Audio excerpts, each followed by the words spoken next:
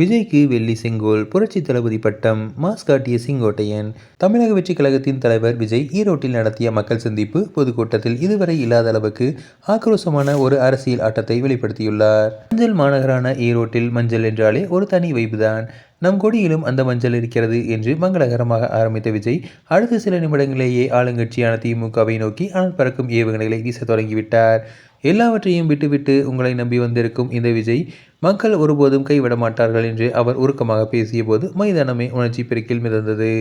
தனது அரசியல் பயணத்தை பெரியார், அண்ணா, எம்ஜிஆர் ஆகியோரின் நிழலில் செதுக்கியுள்ள விஜய், பெரியார் எங்கள் கொள்கை முன்னோடி, ஆனால் பெரியார் பெயரை கூறிக்கொண்டு இங்கே கொள்ளையடிக்காதீர்கள் என்று திமுகவை நேரடியாக விமர்சித்தார்.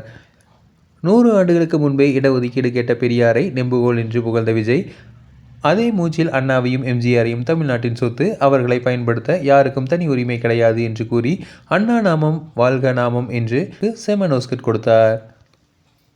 விஜய் பேசிய ஒவ்வொரு வார்த்தையும் திமுக அரசின் செயல்பாடுகளை தோலுரிப்பதாகவே இருந்தது.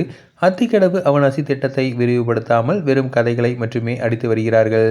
அனைவர்களும் சொந்த வீட்டிலா இருக்கிறார்கள்? அத்தனை பேரும் வாடகை வீட்டில்தானே இருக்கிறோம். இதில் எங்கே வீட்டு வசதி திட்டம் சாதனை படைத்தது என்று கேள்வி எழுப்பியுள்ளார். குறிப்பாக மக்களின் காசில் மக்களுக்கு செய்வதை இலவசம் என்று கூறி அசிங்கப்படுத்துவதற்கு எனக்கு உடன்பாடு இல்லை என்று பேசியுள்ளார். மேலும் ஊசியில் போவதாக சொல்லி மக்களை இழிவுபடுத்துகிறீர்கள் என்று அவர் சீரிப்பாயும் கைதட்டல்கள் அடங்கும் மிக நேரமானது.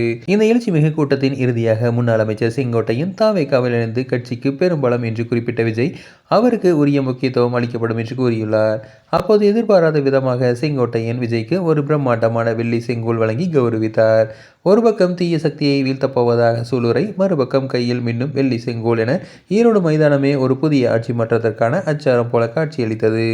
இனி தமிழக அரசியலில் தூய சக்திக்கும் தீய சக்திக்கும் இடையேதான் நேரடி போட்டி என்பது உறுதியாகிவிட்டது.